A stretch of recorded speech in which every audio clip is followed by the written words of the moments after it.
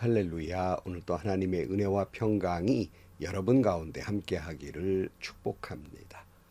오늘 또 주신 말씀을 통해서 나에게 말씀하시는 하나님의 그 음성을 듣는 은혜로운 시간이 되기를 축복합니다.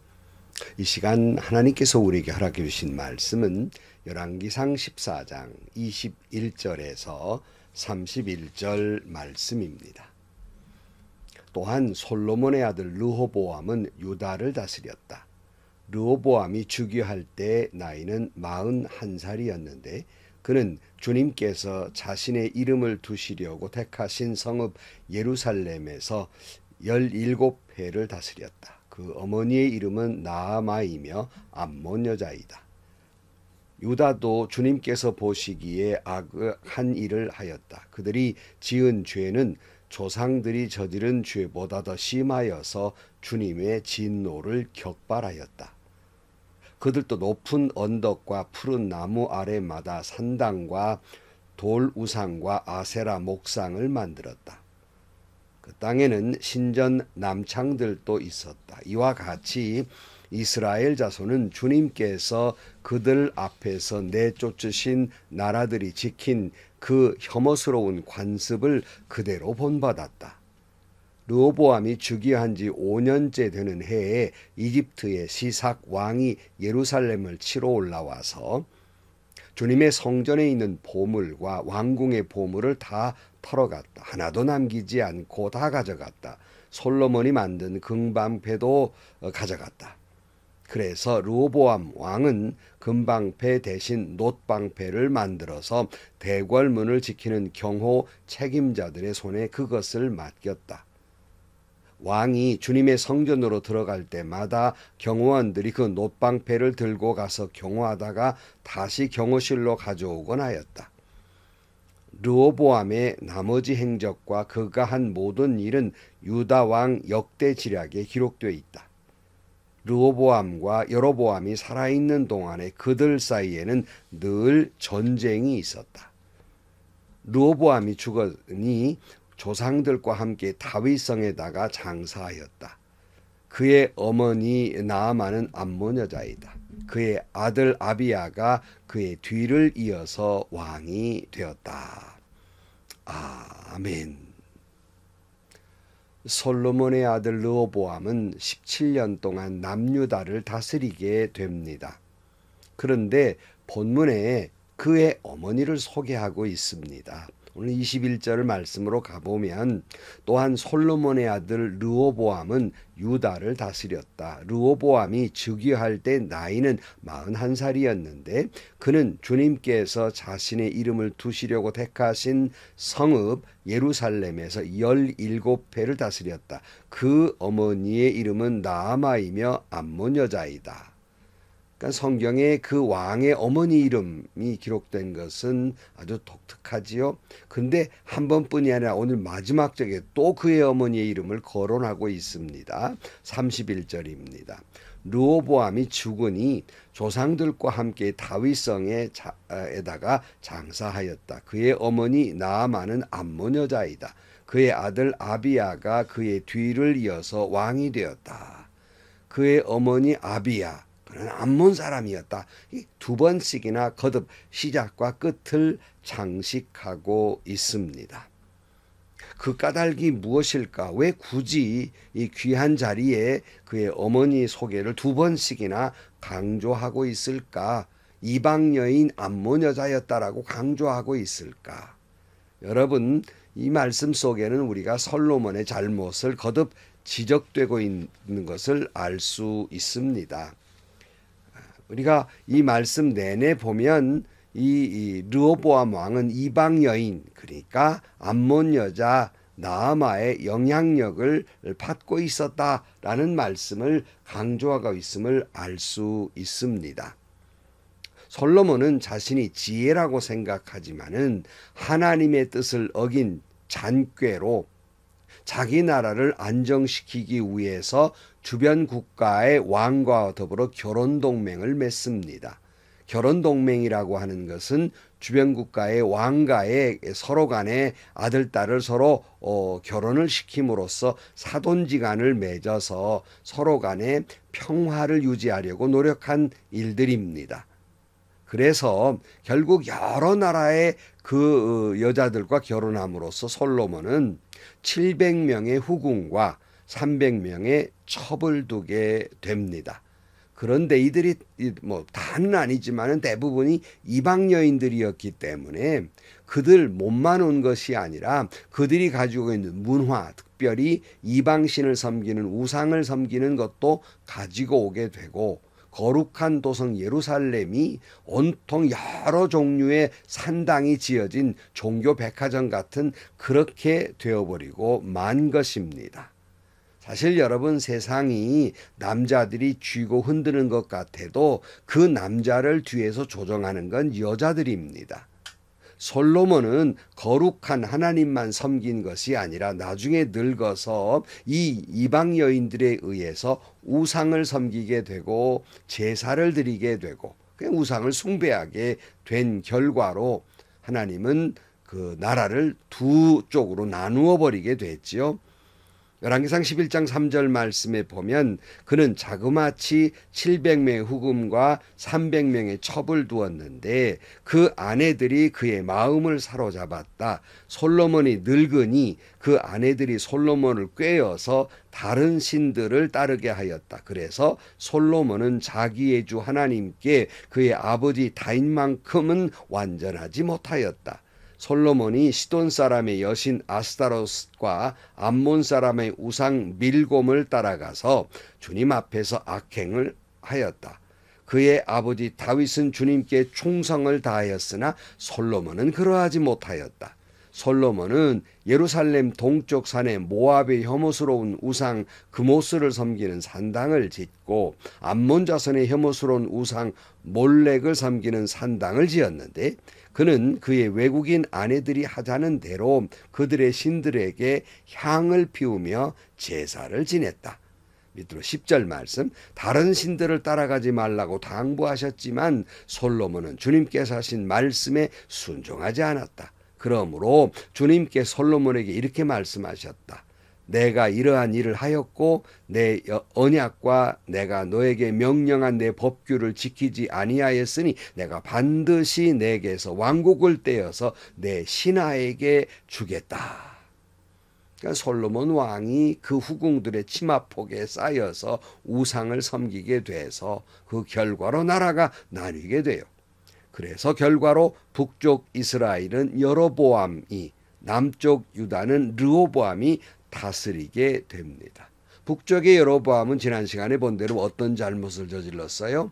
단과 베델에다가 금송아지를 만들어 놓고 산당을 지어 놓고 금송아지가 하나님이다 그러고 우상을 섬기다가 이제 가문이 끊기게 됩니다. 이제 시선을 남쪽으로 옮겨져서 남유다를 다스린 르호보암 에 대한 이야기로 이제 이어지게 되는데요. 근데 그 어머니는 나아만은 암몬 사람이었다, 이 말을 하고 있습니다. 강조하는 것은 그 아버지 솔로몬처럼 이 르호보암도 그 어머니의 영향을 받아서 우상을 섬기게 됩니다. 그러니까 르호보암 왕의 통치 내내 이방 여자, 자기 어머니의 영향권 아래 있음으로써 우상을 섬기는 왕이 됩니다. 22절 말씀에도 보면 유다도 그 백성들도 말이죠. 주님께서 보시기에 악한 일을 하였다. 그들이 지은 죄는 조상들이 저지른 죄보다 더 심하여서 주님의 진노를 격발하였다. 그들도 높은 언덕과 푸른 나무 아래마다 산당과 돌 우상과 아세라 목상을 만들었다. 그 땅에는 신전 남창들도 있었다. 이와 같이 이스라엘 자손은 주님께서 그들 앞에서 내쫓으신 나라들이 지킨 그 혐오스러운 관습을 그대로 본받았다. 그러니까 왕이 이방 어머니의 영향을 받아서 우상을 섬길 뿐만 아니라 그 영향력이 백성들에게로 이어져서 그들도 우상을 섬기는 죄를 저지르고 그 조상들이 지은 죄보다 훨씬 더한 죄를 짓게 되었다 이렇게 말하고 있어요. 그들의 산당에는 남창도 있었고 혐오스러운 관습들이 이제 이어지게 됩니다. 뭐 당연히 하나님의 진노가 격발된 것이죠. 그래서 오늘 14장 25절 말씀에 보면 르호보암이 즉위한 지 5년째 되는 해에 이집트의 시삭 왕이 예루살렘을 치러 올라와서 주님의 성전에 있는 보물과 왕궁의 보물을 다 털어갔다. 하나도 남기지 않고 다 가져갔다. 솔로몬이 만든 금방패들도 가져갔다. 그래서 르호보암 왕은 금방패 대신에 놋방패를 만들어서 대궐문을 지키는 경호 책임자들의 손에 그것을 맡겼다. 왕이 주님의 성전으로 들어갈 때마다 경호원들이 그 놋방패를 들고 가서 경호하다가 다시 경호실로 가져오곤 하였다. 그랬어요. 하나님의 진노하심으로 말미암아서 이집트 왕 시삭이 쳐들어옵니다. 그래서 왕궁의 보물도 성전의 보물도 다 쓸어가 버려요. 솔로몬이 그처럼 자랑했던 금방패도 다 가져가 버리고 말아서 하는 수 없이 그 비슷한 모양으로 놋방패를 만들었다는 말이에요. 여러분, 이 말씀에 무슨 의미가 있습니까? 솔로몬이 다윗처럼 하나님의 말씀에 순종할 때는 금이 그저 굴러다니는 돌처럼 많았다 그러잖아요. 금방패를 만들 수 있었지만 말씀에 불순종한 결과로 이 두 왕이 쳐들어오게 되고 그 많은 보물들 다 뺏기고 금방패마저 빼앗겨 버리고 놋방패를 비슷한 모양의 놋방패를 만들어 가지게 되고 그것도 그저 특별한 때만 이렇게 사용하다고 또 다시 되돌라서 보관하는 얼마나 귀중했으면 이런 처지가 되었단 말이에요. 언제는 금이 그저 굴러다니는 돌처럼 많았는데 이제는 놋도 이제 귀해가지고 절절매는 형편이 되고 맙니다. 하나님의 말씀에 순종할 때는 금방패의 영광이 있었지만 말씀에 순종하지 아니하니까 그 영광의 방패를 다 빼앗겨버리고 만 것이에요. 어쩌면 우리나라에 이런 모습은 없습니까? 뭐 대통령 선거나 국회의원 선거를 할 때 용하다는 무당 집에는 문정성 씨 문지방에다 단다 그래요. 정치인들이 와서 어떻게 될 것이냐고 자꾸 물어봤어서 그런다는 거예요. 또 대통령들 주변에도 무당이나 도사들이 그저 있어서 영향력을 끼치고 있고 뭐 꼭 무당이나 도사들 뿐만이니까 무당 같은 목사들 권력에 아부하는 사람들 주변에 어슬렁거리면서 잘못된 영향력을 세우고 있는 것이 아니겠습니까? 여러분, 이런 정치인들의 모습이나 대통령의 모습은 르호보암의 우상숭배가 유다 백성들에게 영향을 끼치고 그 죄가 그 조상들의 죄보다 더 무거운 것처럼 오늘날 우리 정치인들이나 대통령들이 이런 우상을 섬기는 도사 같은 사람들이나 이런 거짓된 목사에게 휩싸여 버리면 우리도 마찬가지 모습이 아니겠습니까? 요한계시록에 있는 대로 촛대를 옮기실까 두렵습니다.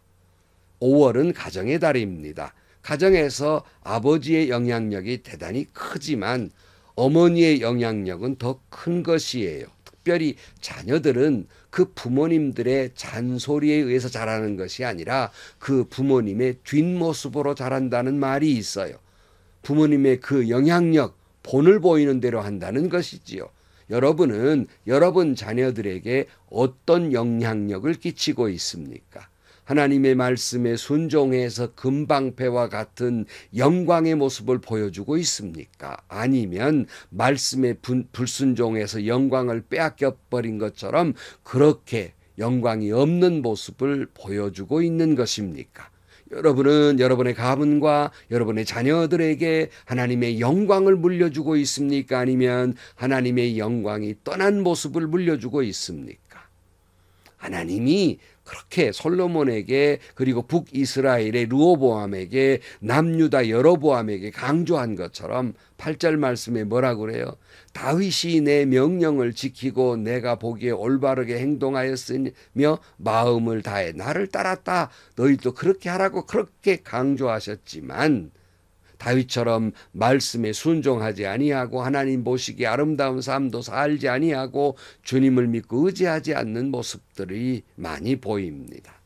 사랑하는 성도 여러분, 여러분은 여러분 자신의 삶을 하나님 말씀대로 살아서 하나님의 은혜와 축복 속에 살아가시기를 축원합니다. 그뿐만 아니라 여러분의 그 뒷모습을 보고 있는 여러분의 자녀들과 자손들에게도 그 아름다운 믿음의 모습을 보여줌으로 말미암아서 여러분의 자녀들도 대대로 오는 자손들도 하나님을 떠나지 아니하고 하나님 말씀에 순종하고 하나님 보시기에 아름다운 삶을 살아가며 온 마음으로 주님을 따름으로 말미암아 금방패와 같은 여호와의 영광이 여러분과 여러분 자녀와 여러분 자손 위에 함께하기를 주의 이름으로 축복합니다. 기도하시겠습니다. 하나님, 솔로몬이 주님 말씀에 순종하며 살아갈 때에는 금방패를 허락해 주셨지만 불순종함으로 말미암아 그 금방패가 빼앗겼던 것처럼 여호와의 영광이 떠나버린 모습을 봅니다. 행여나 우리의 모습이 말씀에 순종하지 아니해서 여호와의 영광이 우리에게서 떠나지 않게 하여 주옵소서. 우리들 하나님의 말씀에 순종해서 여호와의 영광으로 가득 찬 삶을 살게 하시고 다윗처럼 온 마음으로 주님을 섬기고 주님을 따르는 저희들이 되게 하여 주옵소서. 예수님의 이름으로 기도하옵나이다. 아멘. 다윗처럼 다음 시간에 똑같은 말 또 나오지만은 여러분 자신이 다윗처럼 그렇게 하나님만 믿고 의지하며 주님을 따라 순종함으로 말미암아서 여러분의 뒷모습이 자녀들이 보고 그들도 따라감으로 말미암아 여러분의 가문에 금방패와 같이 여호와의 영광으로 가득 차기를 주의 이름으로 축복합니다. 행복하시고요. 좋은 일이 가득한 하루가 되시기를 주님의 이름으로 간절히 축원합니다.